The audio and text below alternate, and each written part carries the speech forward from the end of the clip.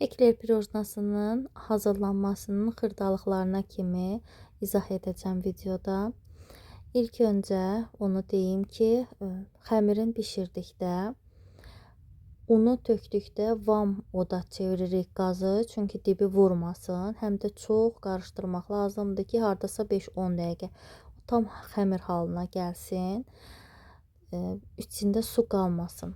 Tam soyuduqdan sonra, isti halda olmaz. Tam soyuduqdan sonra yumurtaları bir-bir əlavə edirik. Baxın, belə alınana kimi 4 ədəd yumurta getdi mən. Sobanı isə 150-160 dərəcədə qoyuram. İsinir əvvəlcədən və qoydum bişməyə. Təxmini məndə 1 saatdan çox oldu ki, içində qaldı. Özüm baxıram, üzəri baxın belə azca qızarana qədər bişirirəm. Onda tam qəşəng bişir.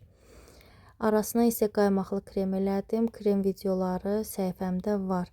Hazırlayan hər kəsə nuş olsun. Belə videoları bəyənirsinizsə, mənə dəstək üçün bəyən düyməsinə basmağı və abunə olmağı unutmayın.